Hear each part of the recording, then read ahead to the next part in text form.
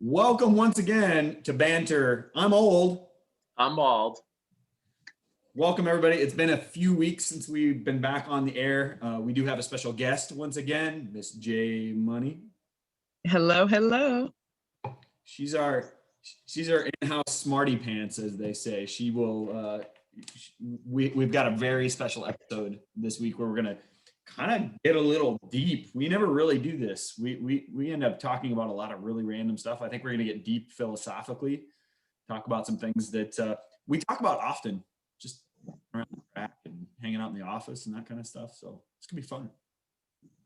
I think we should have more philosophy episodes in the future because it's something that we touch on kind of a lot, never have time to expand upon. And then we're also just like not at all like educated on the subject. So like that would make for great shows if we just kept doing it. We are experts at exactly Nothing at all. So it makes it fun. So this week, I guess it's my turn. My rant. My time to roll. You gotta get a stopwatch out. We are track coaches. You should have a stopwatch available Hang on. your phone. Jay Money's got one. I'll do it. I'll look at my phone like you do. To be fair, before we started this episode, I had the screen pulled up before we started recording. I was looking like this. I had my face right up here, and he goes, "That is the most old man thing I've ever seen you do." And what I was actually looking at, I was searching on the internet. I was looking for a PVC pipe to put cobalt poles in because we don't have a storage thing for the trip this weekend. So I was on Menards looking at gardening stuff. So yeah. Anyway. Just a little home care. So I've got a good one. You ready? Ready. Okay. So this one is driving me crazy lately, right? We live in Wisconsin, and probably this is a combo of things. It's wintertime right now. The ridiculousness of the cold right now. Had this conversation. I was talking to Jay Money down here, who has got a blanket on right now. Do you still have a blanket on? Yeah. I do, in fact. Look, she's got a blanket. She's in a house that's heated. She's got a sweatshirt, a hat, and a blanket on. This is getting crazy. Okay, the hat's for style. Well, it looks good. Okay. So, but anyway, this cold has been ridiculous. But beyond that is the snow. So we had 2 weeks or so in a row where we got a ridiculous amount of snow. I have no place to put snow now. There was one day where I shoveled 3 times the driveway. My wife and I, no, to be fair, she shoveled 1 time. I shoveled 2 times, but it's okay. Anyway, we shoveled multiple times. I have piles of snow. I have no place to put snow. There's literally no place. I actually want to put snow. If it snows again, it's going in the back of my truck. I'm going to drive it somewhere. I'm going to drive it to the lake, dump it in the lake. I think I'm going to dump it in the lake. Why not? I'm sick of doing it. My back hurts because I'm old. And yeah, the snow can stop anytime now. But we live in Wisconsin, so it could snow middle of April during these fine outdoor track meets. So I will be asking for a budget bump for us so that we can go to Florida for all our track meets for the outdoor season. It's getting old, man. I can't do it. Can't do it anymore. Had fun with it at first. Went sledding, snowshoeing. Done with it. That's a very basic rant that everybody probably feels the same pain that I do. I will say the thing that probably infuriated me the most about shoveling, the last time I shoveled driveway, and the snowplows decide that on our street in the middle of town, they won't plow until 9 p.m. So I got it all done, and then I woke up in the morning and there was 3 feet of snow in my driveway. It's the worst. So I'm over snow. Okay, great, good. Now I know that was your time. Okay. There's some logical holes in that, and I'm just gonna let it be because that's your time. Logical holes. Well, okay, since you invited me to bring them up. Okay. Okay. Go. No. Fire away.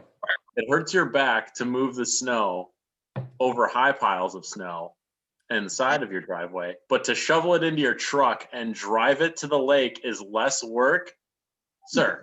Where am I going to put it? Where am I putting the snow? On top of the other snow. All right. There's no space. It falls down and then it goes back into the driveway.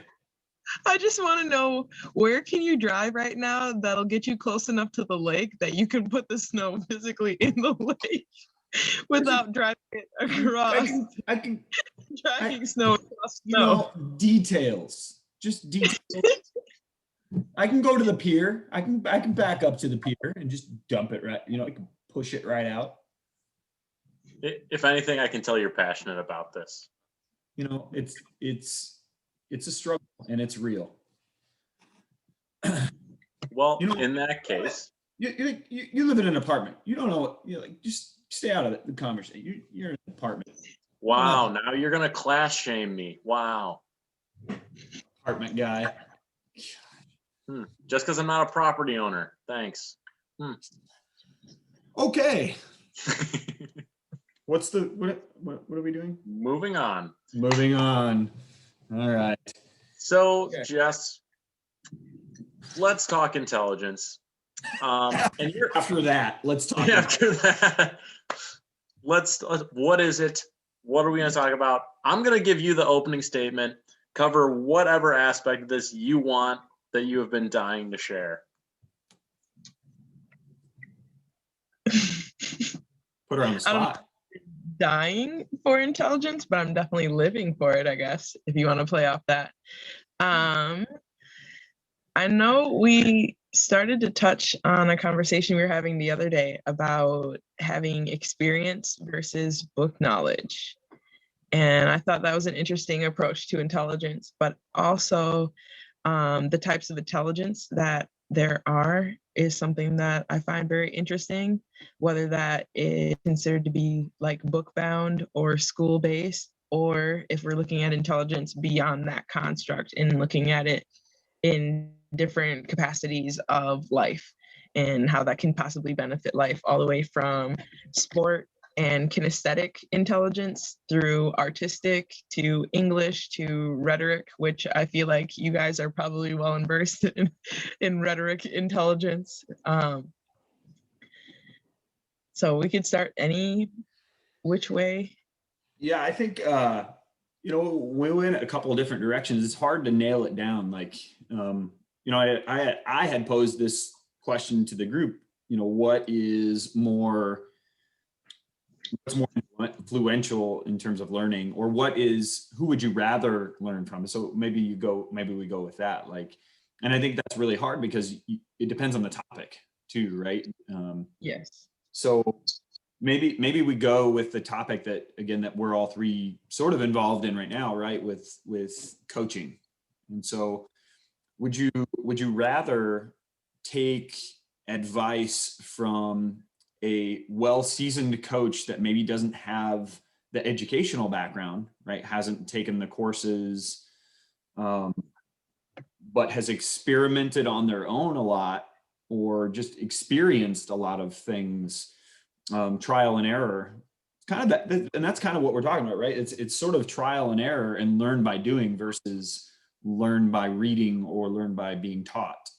And so it's an interesting question because you're talking about learning to be taught by somebody who didn't learn to be taught. They learned on their own. So I guess you kind of pose that question, which have you experienced? Have you experienced both of those types of people? And where do you feel like, and I can pose a question to both of you, where do you feel like maybe, do you feel like you learned more from one or the other, or not really? In my opinion, there's a problem with both sides. Okay. There are positives and negatives, right? I'll point out my obvious, first thought, problems with both sides, right? If you're someone who's I learned by doing, I've just had so much experience, this and that,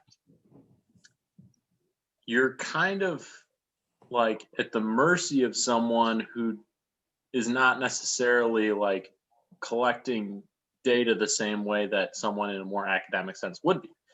So it's like I could say like, oh, I've seen this and it's worked out well, but all you're working with is like anecdotal evidence that something works, right?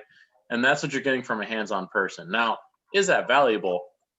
Like a lot of the time, yes. However, if this person is truly learning from their experience, how much time are they putting into say like, I've done this my way and like, but someone else like posted an article and I read it and I wanted to try like this and that. And, like, I feel like that's what you're missing from the hands-on person. Whereas like maybe someone might not have a lot of experience, but having the knowledge and like the willingness to like learn and absorb book knowledge is a way like that's the scientific method. Like then you can take that and you can test it and repeat and look at results and things like that. Whereas like the person's just like, I got it from experience. Like you just gotta hope that that works out in a lot of ways, in my opinion.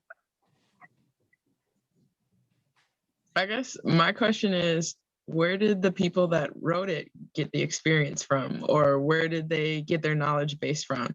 So is the book experience supposed to be like a step up from the hands-on experiential person?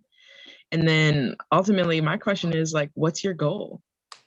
Do you want to know what one person's view of it is, or do you want to know what has been collected about it, if there is even an opportunity for something to be collected about it? Because think about how many things that started out that don't have a lot of evidence or a lot of scientific method behind them. And so it's like you're at the mercy of a guess or potentially working with somebody who has experienced it. So like if your goal is to just experience it, I would definitely go with a hands-on situation.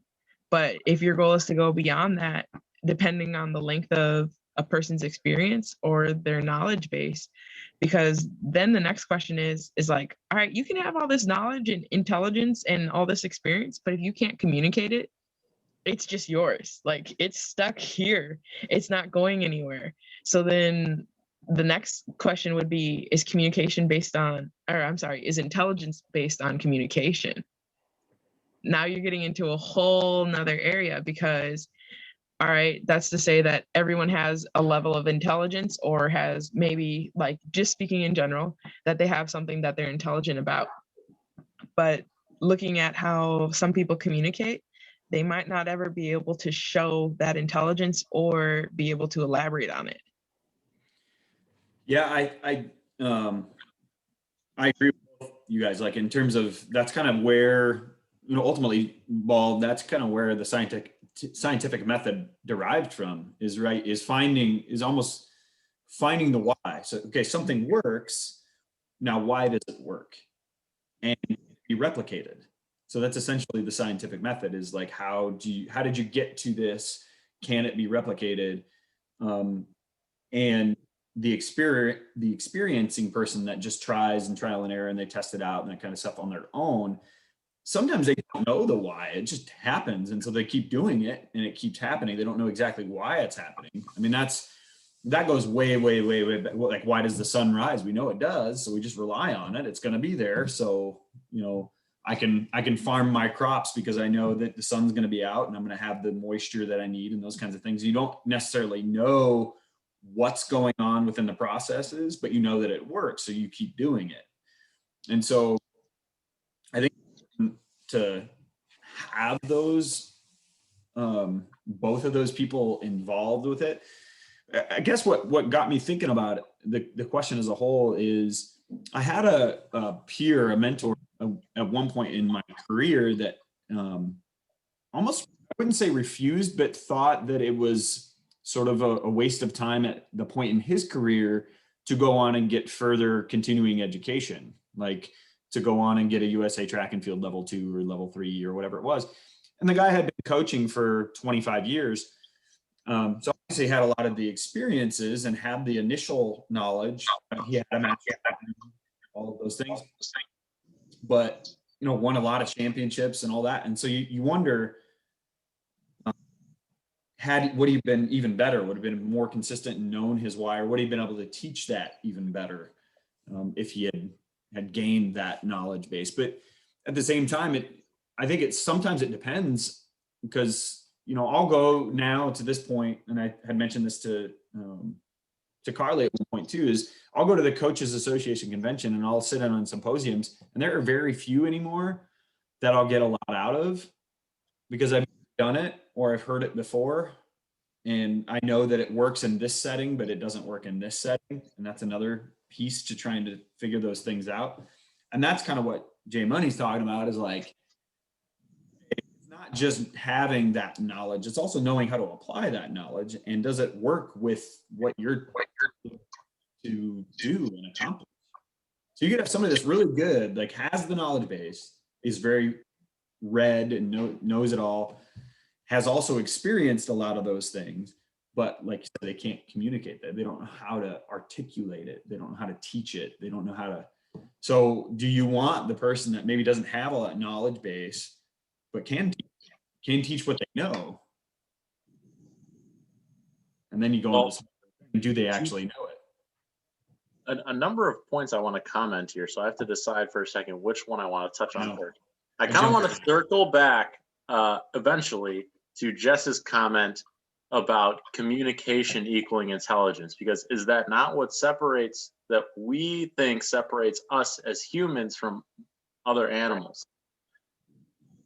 Let's get back to that. Now, No. To your point, it would be like, to an extent, you're right. It's like, if someone's super experienced, then what are they going to get out of like going to a convention and continuing education? Like if I sent someone who's been farming for like 25 years to college to get an agriculture degree, like it's going to be a waste of their time. Probably, I would imagine. I don't farm, but I would imagine that a lot of the time they're spend there is just hearing things that they already know. And that might be an explanation of like why that they didn't know, but they know it, right? However, to go to that in the first place wouldn't hurt you, like, is what I'm saying. Like if you're, I have so much experience, so like I don't need continued education, but it's like all it could ever do is help you. So conventional wisdom says if there is something to gain but nothing to lose, why not do it? Okay, what about? Okay, I think you get the argument. Like, let's take something in the trades as an example. I think farming was a good example as well, but like, maybe we just use farming. I've been doing it this set way all my life. It's worked, and we've been very efficient, productive, all those things. But at the same time, kind of to your point a little bit, is I've seen that happen. So I grew up in Iowa, right? And a lot of farming goes on there. A lot of people go to universities to, they'll send kids to Iowa State University, which is a pretty big agricultural school, to learn more, so they can come back and they learn different farming techniques. They learn different sustainability techniques and irrigation and all those things that they maybe didn't necessarily learn growing up from their grandparents or whatever that had been farmers forever, or the number of generations. They're learning some of those scientific methods to help their family a little bit further down the line. So you can even take something that's as simple as like farming, that you think, okay, it's just passed down. You don't really need to teach a lot of that kind of stuff. But with the advances in technology and end use and all those kinds of stuff, that makes sense. And I'd always found it interesting that coach had said that he's like, I don't no desire to go and spend my time doing that. And I think part of that's really, really hard is, from personal experience, being a head coach doesn't just mean that I tell people how to run fast. I got to know how to manage a track meet. I got to know how to budget. I got to know how to recruit and how to communicate to recruits. I know how to design programs. I have to know how to talk to alumni. I have to know how to do an interview. And there's a lot of those things. That's a lot of things. It's a pretty broad-based approach to if you're in that position, that's what you want to do. And I think that's what Jay Money was talking about at the very beginning. It's like, you have to know what's your goal? Like, what are you trying to do? Are you trying to gain a bunch of knowledge so you can have a good broad base of things? Or is there specific tasks that you're trying to accomplish? And do you want to be well versed in that? And I think people also argue like, okay, maybe there's some people, and we probably all know these people, that they just love to learn, but they never really apply what they learn. So like people that are like, I read 5 books a week, and you're like, okay, like, what are you doing with it? I have friends that they'll be like, this is my stack of books that I read this month, and you're like, where's that going? And so it's a set of random thoughts for you all to think about. Well, let's spin that back to you. Okay, so say they are reading all these books, right? Or just in general, would their intelligence be based on like what they can use? Because think you might read a book that doesn't necessarily pertain to you, but it might be someone else's experience. And their experience you might not be able to apply in your own life. So I guess this is kind of a goofy example, but right now in one of my classes, I'm doing multicultural advocacy and counseling. And they're going through different racial models. And the chapter that I happen to be on is about whiteness, and it's going on about whiteness. And the part that's funny to me is my mother is white, but that doesn't mean that based on how I look, that I necessarily get to relate to that model, or I definitely understand it, because her experience is different than my experience, and my father's experience is different than my experience, along with my sister's. So then the next question is, does learning some of those things give us a greater understanding in order to advance our intelligence in the areas that we do know and that we can handle? Or does this greater base serve as a tool to widen kind of like, I guess, if you want to say, so like, say, I don't want to use something that's static, but like say going to school, or not necessarily school alone, but learning is like widening a body of water. And in order to be intelligent, that body of water is flowing and is live and is continuous motion and providing for things. And so if you continue to learn, you're widening this body of water. So it goes from a creek to a stream to a river to potentially even an ocean. It won't just take one thing to widen a creek into an ocean. It's going to take a lot of different things. And some of those things might not make sense as they're being added. And it won't make sense until it's a whole picture. So then it comes back to the person. All right, who are you? What are you trying to do? What do you want to do? And how are you able to do it with the tools that you have already? Because no body of water is the same. All the lakes that we're surrounded by are different, but yet we still call them lakes. So there's a common factor that's tying them together, but at the same time, there's a set of uniqueness. So how scary would it be if everyone had to learn everything the same way? We would be stagnant, and we would be held back because certain people wouldn't have reached a certain point, and because they hadn't reached this point, we as a society might not be able to progress if we kept it on that finite and linear view. And so there's people having certain experiences, and others are learning from that experience and not having that experience intentionally, which is leading them to have a different experience, but they learned that from possibly a book, a separate resource, or somebody that read up on that. And that's creating a whole new pathway.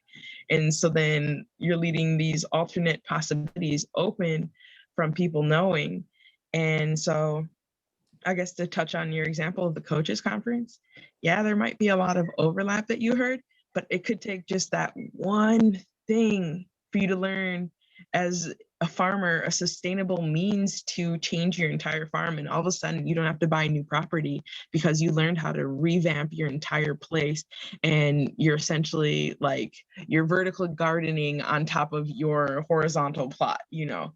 And there's this whole set of opportunity that has come just because somebody said one thing that created a new thought based on the information that you have in your wheelhouse, or that's in your flowing stream that is slowly turning into a river right before you decided that, all right, we've become an ocean and now we can support even more life. And that comes back even to communication, because without that connection, a stream doesn't flow.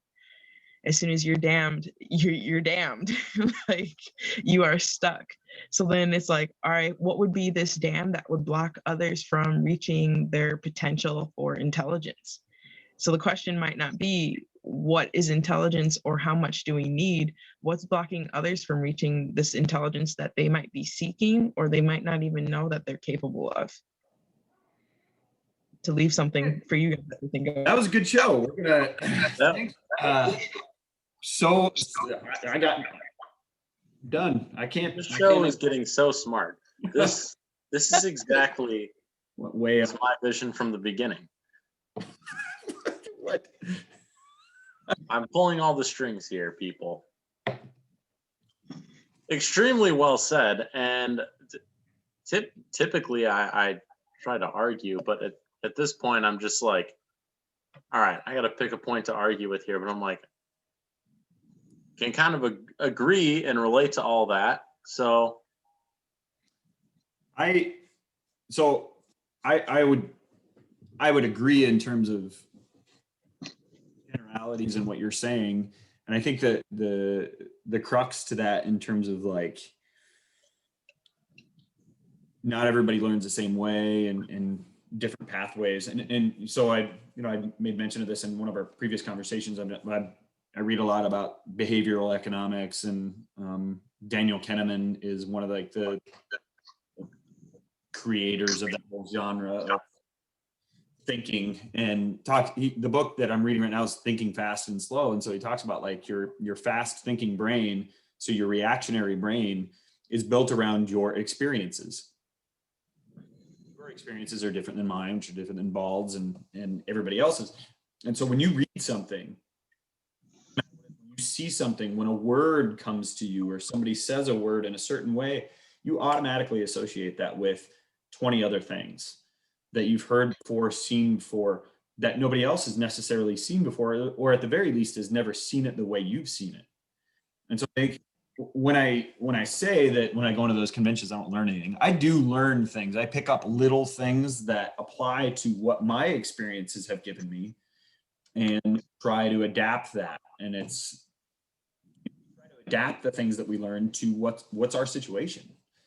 What are we, like you said, what are we trying to accomplish with everything? And that is good in a way, but then also societally, that can cause a lot of problems too, because we all come from these different areas and we all have these different visions of life and where it's gone and where it's going. And it's really hard sometimes, and we've seen that a lot lately, to understand that you can be told, like I can read plenty of books on race. I can read plenty of books on religions and the differences within those religions. I can read plenty of books on, watch movies. I can talk to people even about their experiences. But I've done enough of that where maybe my or my initial fast thinking brain will change. I still have this underlying, this is what I've seen, this is what I've experienced. And it takes a pretty big abrupt thing to get me to, as a being, to change that, to change what instantly my brain wants to do. And within the book that he also talked about, that's where the slow brain comes in. And that's a lot harder to train. It takes a lot more time, and it takes conscious effort to do that. And that's really hard for people, to have actual conscious effort behind learning to see things a different way and learning to learn things in a different way, that can actually contribute to all of us as a whole. And that we go on intelligence for ever and ever and ever, but that's kind of one of the things that Wald and I briefly touched on, very briefly, was like why this is going to get too philosophical. Why are we all here to begin with? Existence. So we're going to go from intelligence to existence, because Bald brought that up at one point. He said, what distinguishes us from animals? And he said, so maybe we go to that, and then maybe that turns into the existence piece. Maybe we do. Let me make one comment quickly. As far as like your analogy to bodies of water, That was good. I think we're just scratching the surface to what we're understanding about like what is a body of water in that sense. Like, what do we consider someone intelligent? Because like the more we understand about people who have what are conventionally known as disabilities, the more we're seeing like outrageous abilities in like emotional intelligence, and like we're rating that in creative intelligence and things like that. And it's like we would never have 100 years ago called that person intelligent by whatever standards were set up by like a school or something like that. But we're like scratching the surface of like, okay, like this person is just like leaps and bounds above anyone else in the field in a certain category that is just not conventionally valued at the moment, And I think emotional intelligence is a great example of that, where there are people who are able to articulate how they're feeling, pick up on how other people are feeling. Like they're able to ease conflict and things like that. They're active listeners, things like that. That is emotional intelligence to the highest degree. You never take an exam or a test your whole school career to measure that kind of thing. So like now, as we like expand our understanding of like what's important, what is intelligence and these things, and that's taking more of a priority. Now people are trying to see like, oh, that's a body of water too, So question then for you on that. Do you feel that is peace by nature or peace by nurture, right? So somebody that has that emotional intelligence, that's obviously a nature-based thing, right? So, or is it, right? Is it the way that you experienced life leading to that point, right? Talking about somebody that's an empath, basically, is has a high level of emotional intelligence. Are they born with that? Or were they trained? Can I? Yeah, Jess, take this because I know that you can answer this question as well.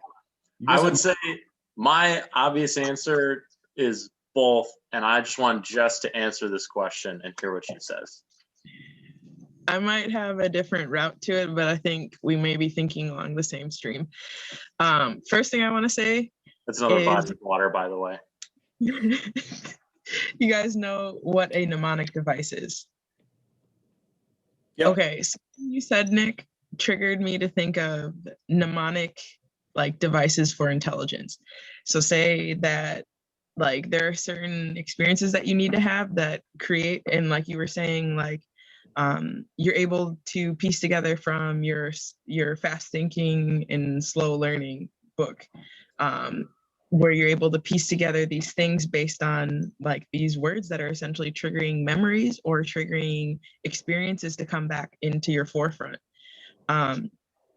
And going along with that, to answer your nature nurture question, some people, yes, are born that way. And I also think that going to that mnemonic intelligence device, I believe some people can be triggered into that. And there's no telling on what type of experience that it may take, positive, negative, neutral, whatever. But something causes that to happen. And this is my personal opinion, I don't believe that people can reach certain levels of intelligence without being willing to self-explore, in the aspect that they can be honest with themselves and being like, you know what? I don't know anything about this, or I'm willing to learn more and see what I can gain out of this by going into something that A, I may not know anything about, or B, I might know a little bit about it. But if I don't get past this like internal inhibition, I won't go beyond my current status. So it's like saying, to go back to the body of water, it's like saying that the river itself could dam itself instead of an external source causing that to happen.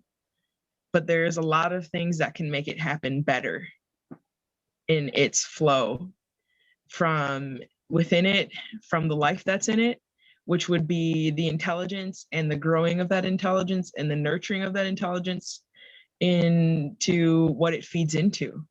So tributaries, you name it, and like all of that. So the next question becomes, do you become more intelligent by working with your form of intelligence? Or do you become more intelligent by looking at where your gaps are and trying to work within the areas where you're not as intelligent? And if I may, Jack, I think the word you were looking for was savant. I always think about that word because I think it can be applied in very many aspects. And a lot of times I feel that that is something that's tied to somebody that may be appearing to lack in one area, but has an incredible strength in another area. So I intentionally did not use the word savant for the pure reasoning of like the rarity of like true savant syndrome. Okay. And I wanted to comment more on like how common it truly is that someone has an intelligence that is underrepresented. So you're absolutely right. That is like total example of what I'm talking about. But I do think it's more common than that. You know, like you don't have to be a savant to have an underrepresented form of intelligence. The same way, like the kid who's like failing out of high school, but like, you know, has some like amazing like he's just like a good computer programmer and he's failing out of high school, but like he's really good at that. And then he's undervalued, so he fails out of high school, but he has this intelligence that allows him to do this thing. Is he a savant? No. But is his intelligence undervalued? Yes. Well, I think that's probably, and that's a whole, I think we could put like 5 shows together based on some of the stuff we're talking about. So I think you could go into like, that's probably a big issue with the education system as a whole, not just in the United States, but worldwide, like how we identify, foster, encourage people to fall down natural pathways that they're maybe sometimes they're interested in it and sometimes they're not. And I think that's also another hard piece to directing that intelligence is, what are you passionate about? What do you want to pursue? And how do we help you fill in those gaps to pursue that? And then there's some people that have no idea. They really just don't. And you could try to define it for them, but they're like, I just don't know. And I've known plenty of people like that. They just don't know what their path is. They're not sure. Doesn't mean they're not intelligent in a certain way, but you know, you can be intelligent and unmotivated to actually foster the growth of your stream, to turn it into a river, to get to the ocean. You just may have there are plenty of people out there, and there's not that there's anything wrong with it, but they are fine with necessarily fostering their intelligence or moving forward. They're fine with the experiences that they have going on right now. They're okay with the way life is going for them. But I guess I'm talking more about like those kids that you're talking about, Jack, and we've all met those kids. I met plenty of them working in the college setting where they just haven't found the right major. They haven't found the right, or maybe no major at all is even fits what gives them purpose, what gives them excitement to keep going. And that's hard. And it's hard to identify that. So I honestly think we need to find better ways to help people identify those things through different experiences. And that's probably a better use of our time in education, to be honest. But That's my personal opinion. I don't know where I was going with that, but Well, you went somewhere. it was going somewhere, down a stream somewhere. Or I was going up a creek without a paddle. I don't know. Apparently we're saying Crick on this show, by the Crick. way. Okay, from Iowa. Dude, that's going to be an issue. There's a crick is really, really small. Like it's I don't even know how to explain it. Besides, it's a creek. It's enough that it goes somewhere. A creek actually has banks, right? And it's bigger, it's wider. So a crick is like something that comes out of a farm, like a farm field. And it's just a little crick. And then a creek actually flows and goes somewhere. And so there are some people that are cricks that don't know where they're going. They just Wow. I mean, the new catchphrase. Well, you see that person over there? They're a crick. crick. From now on, we're gonna What a Crick. okay. Okay, I have a question for Jess, and it's a loaded question because I have my own answer already prepared in my head slightly. But let's talk about what separates us from animals. Like what in you can say it in terms of intelligence or not, but like we separate ourselves from other animals, and what is it about us that separates us? Is it our bone structure? It's I'm not. just. I think that it has a lot to do with how we're able to share our experiences. Like if we look at a purely mammal to mammal basis, obviously there is certain levels of communication that vary within species. But I feel it's how we're able to connect.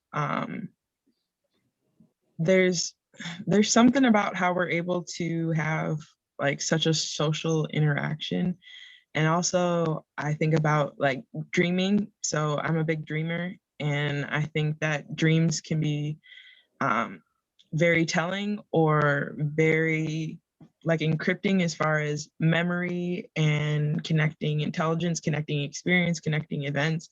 And if you want to go down a rabbit hole, that could be a whole nother episode, so to speak. Our whole show is rabbit holes. I believe it, and I'm witnessing it. But Alice. falling. But I think that it has a lot to do with the fact that we can access so much from our past, and we have been positioned to, if we choose to, have better future and better futures. But then we have the choice as well. So we are able to alter our reality and to gain from what is behind us instead of it just being gone and us just having the DNA from those who came before us. We have access to their stories. We have access to their memories. We have access to what actually happened, and we can actually use that in a cognitive way to put it together to look towards our future.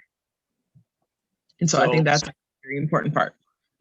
I'm hearing it sounds like there's importance, and this is a common argument on the difference, but there's some importance on written language and record keeping in your definition. Yes. Okay. My thought, unless Old wants to go before I go. Okay. Now, granted, I want everyone to know that I have no expertise, first of all, on anything, as usual. But I have no expertise on animals or animal psychology. So I'm going to take some bold strokes here, and I'm just going to roll with them as if they're facts. So I'm going to say that we separate ourselves in a somewhat naive way, where we look at ourselves as like, hey, we're more intelligent than animals, or there's some difference between us, whether you are a religious person, you call it a soul or something along those lines, but I don't know if there is a true difference. Like, I feel like perhaps we're all living on the same spectrum, and maybe we're further along on one end of the spectrum.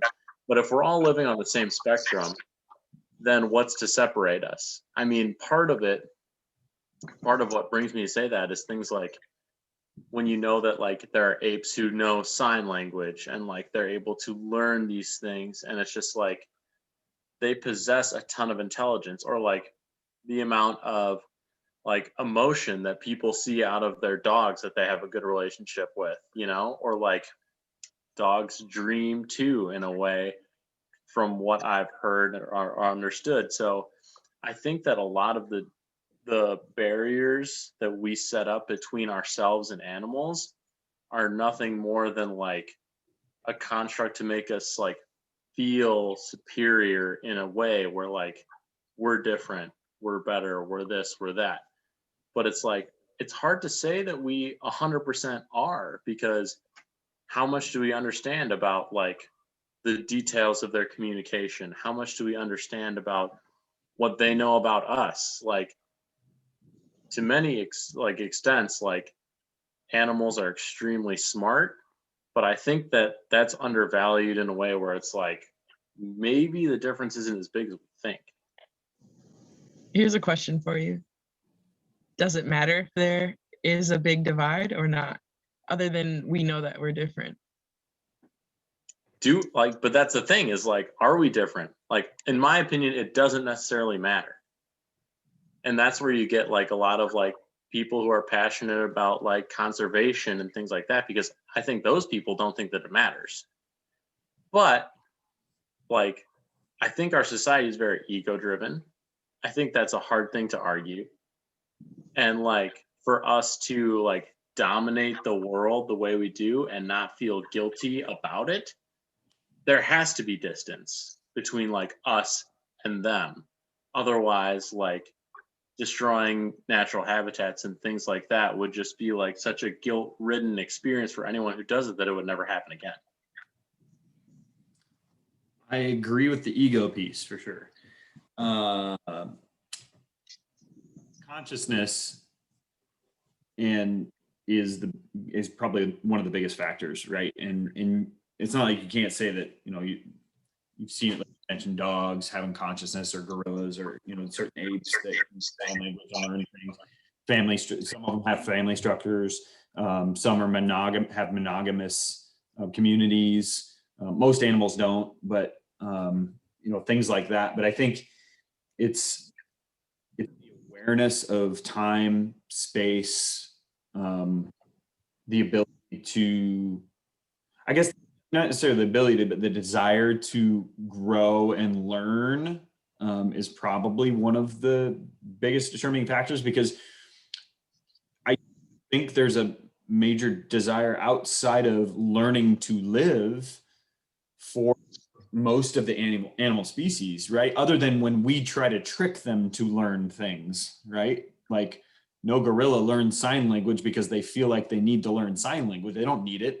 We teach them that, and we try to get them to learn that, or we try to teach mice how to get through a route or whatever it is, but they're doing it instinctually because they need to survive. They're trying to find a way to survive. And I think we've distanced ourselves so far from, as a whole, human beings have distanced ourselves so far from instincts. It's kind of laughable to an extent. Like, we've gotten rid of a lot of our fight or flight instincts in a survival mode type of way. We've gotten rid of a lot of the ways that we experience. So if you talk to people, from my experiences, if you talk to people that go, like a modern society, and then they go into the woods and leave behind any modern comforts, phone, electricity, all those things, after having grown with it for a long period of time, they will say, and it's actually, there's literature on how your rhythm changes, how your sleeping patterns, how your heart rate will change, how just everything will change because you'll connect more. Your hearing will change.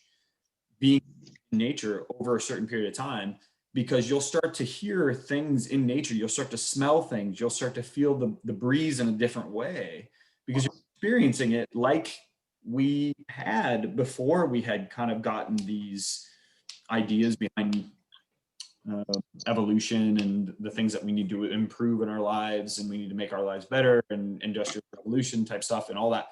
But we've gotten so far away from that I'd say that's probably the biggest distance factor is we've kind of forgotten what it's like to be sort of a living, breathing thing that just focuses on eating and surviving. We've got so many things kind of going for us that we feel we've got that figured out. So now let's try to keep going further. Let's push the envelope. Let's look for life elsewhere. Let's, build big fancy things. And that kind of seems to be the why is like us searching for a why also is what makes us human. I don't know. I'm no expert in anything. I highly doubt there are any animals out there in the animal kingdom that wonder, why am I here? Right? That seems like a pretty uniquely human thing of why, unless they're literally lost, right? If you're lost from your family, you wonder, why am I in this space? Where is my family? That's So it. like less of why am I here in a cosmic sense and more of why am I physically here? Got it. Okay. Yeah. So I think that the fact of knowing your why or why are we here? I mean, look at it that's why we've created religion. That's why we've created society, is to create a utilitarian why. And we're all trying to figure it out, right? We're trying to create a society. Why are we trying to do that? Because we don't know why. We're trying to figure that out, right? We're trying to what's the point of us creating a society? Because we want to move forward. Right. The forward together piece. We're trying to move forward in a particular direction and we're trying to figure it out together. So that why I think is what makes us uniquely human. Is we search. I've heard quotes before, like we search the stars to find why, right? We're always exploring the oceans, we're exploring the mountains, we're looking, what's the purpose? What's our purpose? That makes us uniquely human. Jess, you appear to have thoughts on that. Or you did in the moment. I still do. I was thinking about the reference you made about how gorilla or ape just decides that they want to learn sign language. And you think about how undecided we can be as a people when we're looking for something to specialize in or something to be invested in from an attention standpoint. And it's all right, even if an animal was wondering about that, how would we know that they were wondering about that? Or if one animal wanted to be something other than what they were, their options would be much more limited than what we are capable of or would have access to. So I thought the fact that we don't actually know, but there's been lots of research on that, right? Jane Austen did that with old Gorillas in the Mist. She spent 40 years living with gorillas and learning how they learn and learning their social structures and learning how they function in their own world. That stuff's been done before. Maybe we all need to read up on it. We can educate ourselves. But at the same time, I think when I think of that, I'm like, could she, I've seen stuff on her before. I know she could understand specific noises they were making, what they meant by that, what they were saying. But we're assuming that she knew it all. When we're saying a lot of things, oh, she's researched it, she knows a lot. But to Jess's point, it's how do we know? We just simply don't know. Okay. To that, I assume that if you tell me about your family, that I know about your family. Do I? No. You know one version of the family from one Nope. perspective. And I know that perspective based around my own personal experiences. Right. Right. You're Exactly. talking the same thing about human beings not knowing for sure what feels or thinks or has experienced because they have their own perspectives that they filter it through. So it's the same thing when we're learning about the animal world, right? Where's the difference besides the fact that we're not animals, right? But how's that any different than I'm not bald? I don't know what that's like. I feel like that's what I'm saying. Are you agreeing with me? Is that what you're doing? I'm so confused. I'm like, are you trying to make an argument here? Because I feel like you're agreeing with me, but like, what's happening right now? It's because it doesn't happen very often. I know. I'm so lost. I'm just like, wait a minute. Can I get a witness? Seriously, I was just like, Room for a loop.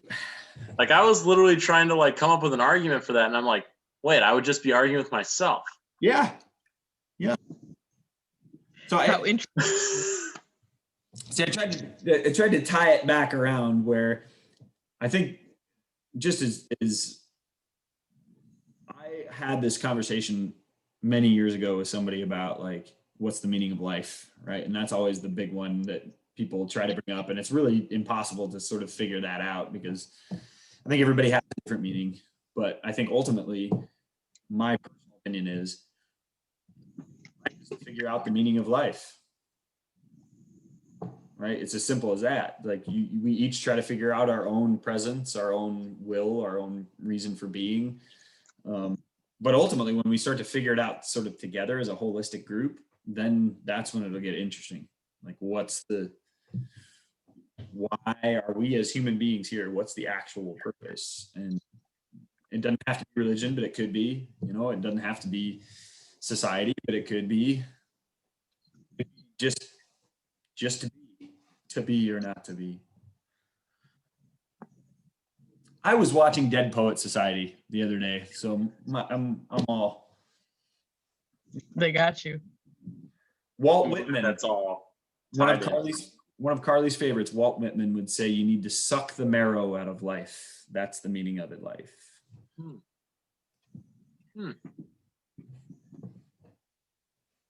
Well said. Anyway, this has been great. I think we could go on forever, but we're at an hour 20. This is one of our longest episodes. Besides the live Star Wars episode, this is. See, it's just like bizarre. This is such a smart episode. Jess, go ahead. Sorry. I was gonna say I'm not sure if that's good or bad. That the only other episode that's been this long was the Star Wars episode. Well, What does that supposed to mean? It was a great episode. Let's see if I can kick her out. No. I'm just like, yeah, we'll definitely have to sparse this out because I think last episode, don't get me wrong, I enjoyed our last episode a lot. For sure, one of our dumbest because all we did was tell dumb stories and embarrassing stories the entire time. So we went from that to this, and it's just a little bit of a tonal shock in a sense. So if you're shocked, if you're binging episodes and you just went from that to this, I'm sorry that it is just so jarring. But like, hopefully you enjoy both. This is the real us, by the way. This is what we do on the regular. No doubt. One day. The one, both ends. No doubt. Anyway. All right. Well, thank you everybody for enjoying. Thank you, Jay Money, for like boosting the intelligence up way up. Are your temples okay?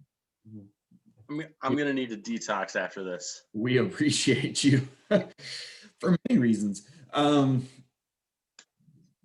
So we want to thank everybody. We don't know what we're going to talk about next, but as usual, post something in the comments and tell us what to talk about. We're happy to discuss really anything because we're experts at exactly nothing. So it makes it fun. Thanks again. Once again, this has been Banter. I'm old. I'm bald. I'm J Money. He's J Money. Peace out, everybody.